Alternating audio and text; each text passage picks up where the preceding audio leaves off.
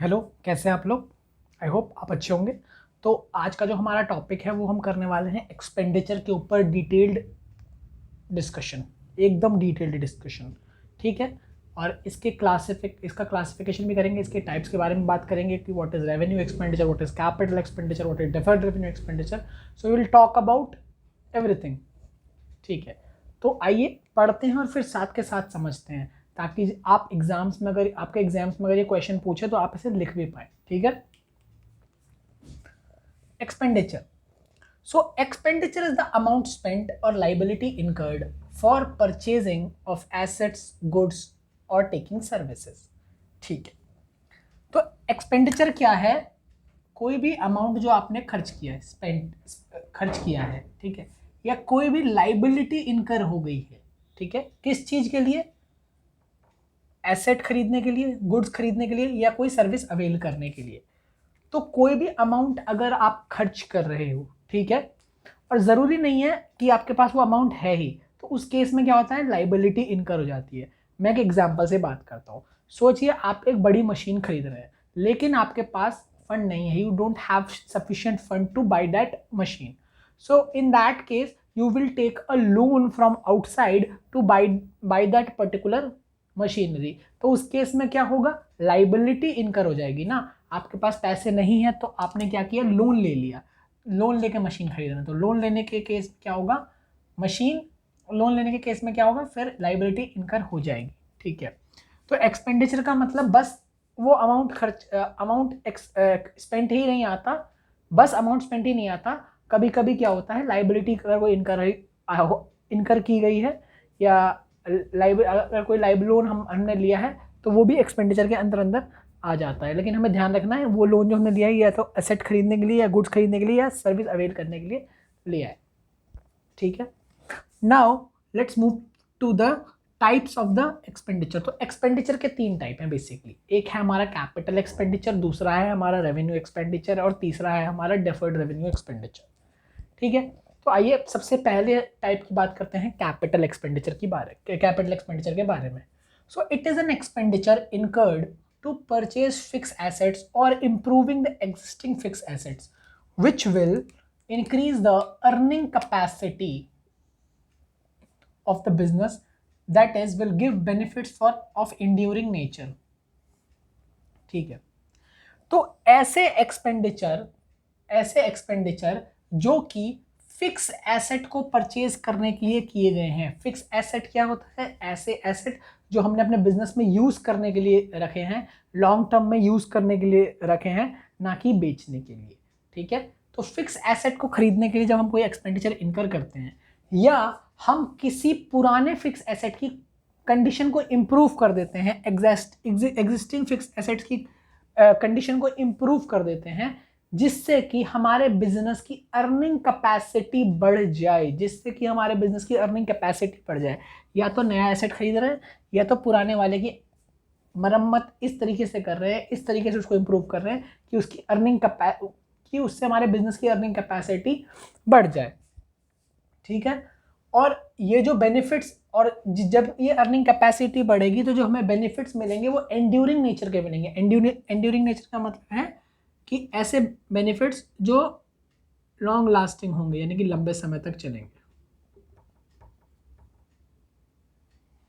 Long lasting होंगे। ठीक है। हमें ये ध्यान रखना है कि जो ये एसेट हम खरीद रहे हैं, ये टेंजिबल फिक्स एसेट भी हो सकता है और इनटेंजिबल एसेट्स भी हो सकता है।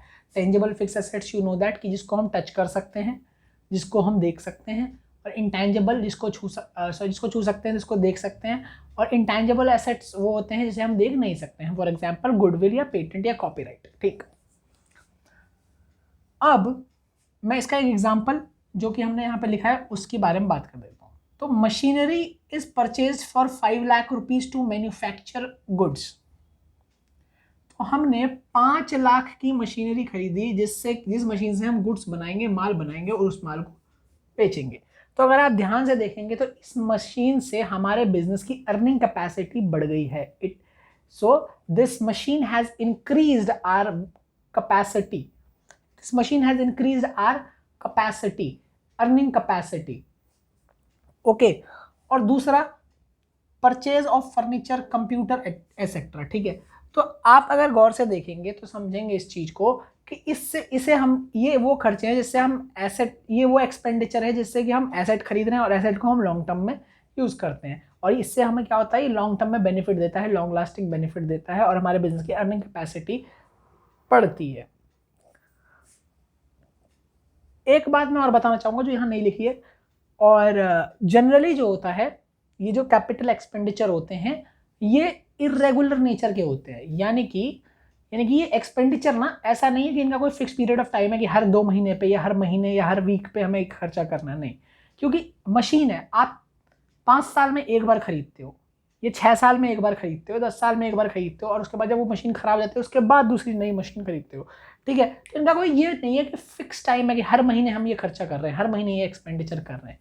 ठीक है, तो हमें इस बात पे ध्यान रखना है कि ये जो होती हैं वो इरेगुलर नेचर की होती है, कैपिटल एक्सपेंडिचर इरेगुलर नेचर की होती हैं, और इनका अमाउंट जनरली बहुत बड़ा होता है, क्योंकि मशीनरी जब खरीदते हो आप, बिल्डिंग खरीदते हो आप, ठीक है, तो क्या होता है, इनका जनरली अमाउंट जो होता है वो बड़ा होता है। ठीक है, और लास्ट पॉइंट बहुत इंपॉर्टेंट पॉइंट है, capital expenditure is shown on the asset side of the balance sheet. जैसा कि आपको पता है कि बैलेंस शीट 2 साइड्स होती हैं, एक साइड होती है एसेट साइड और एक होता है लायबिलिटी साइड।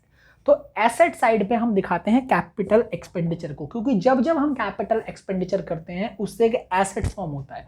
सपोज आपने मशीनरी खरीदी, एक एसेट फॉर्म हो गया, आपने कंप्यूटर्स खरीदे अपने पूरे ऑफिस के लिए, एक एसेट फॉर्म हो गया, आप फर्नीचर खरीदा, एसेट फॉर्म हो गया। और अब गौर से देखेंगे तो ये हम डेली बेसिस पे नहीं खरीद रहे हैं, इसको हम एक बार खरीद लेते हैं, इरेगुलर नेचर की हैं सारी की सारी, और फिर उसको यूज करते हैं लॉन्ग टर्म के लिए, एंड्यूरिंग नेचर की बेनिफिट्स हमें देते हैं।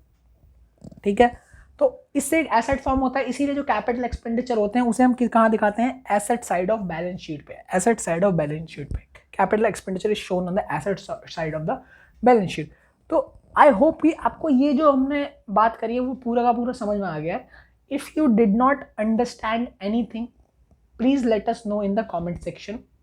We'll try to help you, we'll try to explain you the concept, okay, or you can also contact us on WhatsApp and we will provide you the number in the description below, okay. आप इसको note down कर लीजिए, you make a note of it, and after that we will move forward and we will do the next topic of revenue expenditure.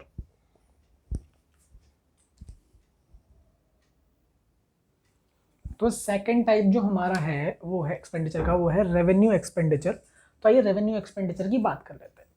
तो ये रोज़मर्रा के खर्चे होते हैं एक तरीके से, ठीक है, रोज़मर्रा के खर्चे हैं, ये रेगुलर नेचर के खर्चे होते हैं, मतलब on a daily basis we are incurring these expenditure, simple सी बात है। चलिए पढ़ते हैं और समझते हैं। Revenue expenditure is the expenditure incurred the benefits of which is consumed और exhausted within an accounting period. इसका मतलब क्या है, मतलब ये वो एक्सपेंडिचर हैं जो, ये वो एक्सपेंडिचर जो हम करते हैं और जिसका बेनिफिट एक अकाउंटिंग पीरियड के अंदर अंदर ही खत्म हो जाता है। मतलब इस एक्सपेंडिचर का बेनिफिट 1 साल से या एक अकाउंटिंग पीरियड से ज़्यादा आगे नहीं जाता है। एग्जाम्पल के तौर पे, एग्जाम्पल से बात कर लेते हैं कि आपने गुड्स खरीदे, माल खरीदा बेचने के लिए, आपने बेच दिया, ठीक है, उसका बेनिफिट एक अकाउंटिंग पीरियड तक ही रहेगा। आपने सैलरी पे कर दी अपने स्टाफ को, अपने एम्प्लॉय को, उसका बेनिफिट एक अकाउंटिंग पीरियड के अंदर अंदर ही रहेगा, ठीक है। यानी कि इस साल की सैलरी जो आप एम्प्लॉय को दोगे उसका बेनिफिट अगले साल या उसके अगले साल नहीं मिलेगा आपको, इस साल की सैलरी का बेनिफिट इसी साल में एग्जॉस्ट हो जाएगा, ठीक है। रेंट पेड, आप इस साल का किराया भरोगे तो बेनिफिट आपको इस साल ही मिलेगा, ना कि अगले साल। इलेक्ट्रिसिटी एक्सपेंस पेड, इस साल के बिजली का बिल पे करोगे तो बेनिफिट इस साल ही मिलेगा। और इनका ना एक डायरेक्ट, इन सारे ही एक्सपेंडिचर का एक डायरेक्ट रिलेशन है किससे, रेवेन्यू से। यानी कि ये सारे के सारे एक्सपेंडिचर रेवेन्यू कमाने के लिए, यानी कि सेल करने के लिए, एक तरीके से अपने बिजनेस को चलाने के लिए और उससे रेवेन्यू कमाने के लिए की जाती है, ठीक है। तो इनका डायरेक्ट रिलेशन होता है अकाउंटिंग पीरियड से और रेवेन्यू से, ठीक है। अकाउंटिंग पीरियड से इसलिए क्योंकि 1 साल में इनका बेनिफिट एग्जॉस्ट या कंज्यूम्ड हो जाता है, ठीक है। लास्ट पॉइंट, रेवेन्यू एक्सपेंडिचर जो होते हैं उसको कहाँ दिखाया जाता है। तो revenue expenditure is shown in case of proprietorship या पार्टनरशिप। तो debit side of trading and PNL account पे दिखाया जाता है रेवेन्यू एक्सपेंडिचर को, डेबिट साइड पे, क्योंकि ये रेगुलर नेचर के हैं, हर साल इनका बेनिफिट हर साल कंज्यूम हो जाता है, एग्जॉस्ट हो जाता है, तो इनको हर साल इन खर्चों को दिखाया जाता है ट्रेडिंग एंड पीएनएल अकाउंट में, ठीक है, डेबिट साइड पे।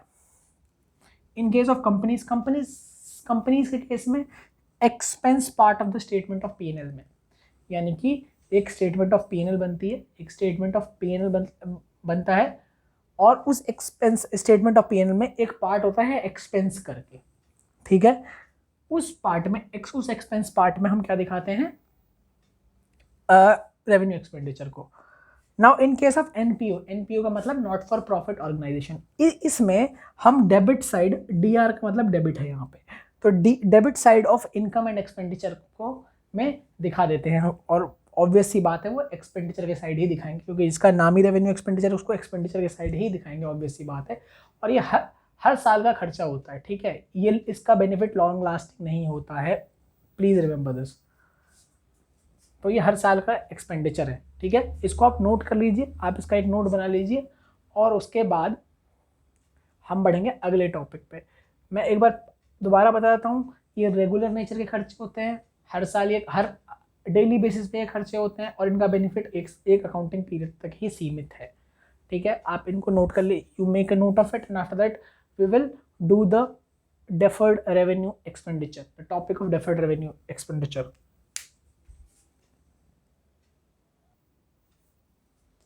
तो हमारा जो थर्ड और लास्ट टाइप है वो है डेफर्ड रेवेन्यू एक्सपेंडिचर। तो डेफर्ड रेवेन्यू एक्सपेंडिचर क्या होता है समझते हैं, ठीक है, पहले इसको पढ़ते हैं और फिर समझते हैं। DRE is revenue expenditure in nature but are written off in more than one accounting period because it is estimated that benefit of such expenditure will be available in more than one financial year. Basically deferred revenue expenditure वो revenue expenditure होते हैं जो कि होते तो revenue expenditure हैं, यानी कि होते तो रेवेन्यू एक्सपेंडिचर हैं और कायदे से उनको एक साल में ही रिकॉर्ड कर लेना चाहिए क्योंकि वो रेवेन्यू एक्सपेंडिचर है, लेकिन इस केस में उसको हम एक साल में राइट ऑफ नहीं करते, एक साल में चार्ज नहीं करते, लेकिन एक साल से ज़्यादा चार्ज करते हैं, एक साल से ज़्यादा चार्ज करते हैं, ठीक है। एग्जाम्पल से बात समझ में आएगी आपको।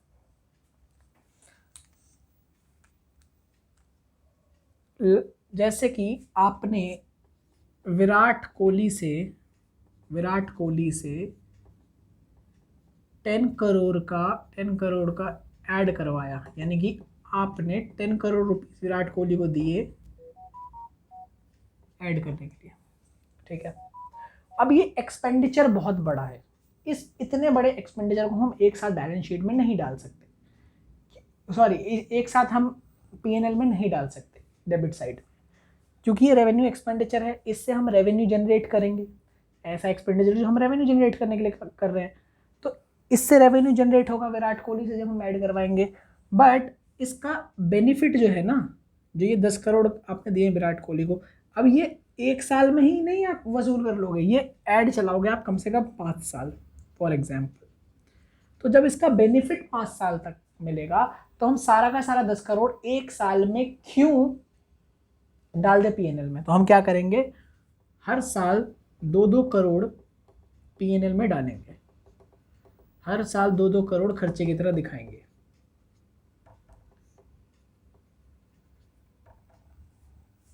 ठीक है। तो इसका बेनिफिट जो होता है वो एक साल से ज़्यादा के लिए होता है, इसीलिए ये है तो रेवेन्यू एक्सपेंडिचर, इससे जनरेट रेवेन्यू होगा, बट हम इसको एक से ज़्यादा सालों में राइट ऑफ करते हैं, चार्ज करते हैं पीएनएल में, ठीक है, सिंपल सी बात है। तो एग्जाम्पल में है large advertising expenditure that will give you benefit for more than 1 accounting period. तो आई होप कि आपको डेफर्ड रेवेन्यू एक्सपेंडिचर भी समझ में आया होगा, और इसी के साथ हमने पूरा का पूरा एक्सपेंडिचर डिटेल में समझ लिया है, ठीक है। तो आज के लिए इतना ही, अब हम मिलेंगे आपसे अगले वीडियो में। Thank you so much for watching our video.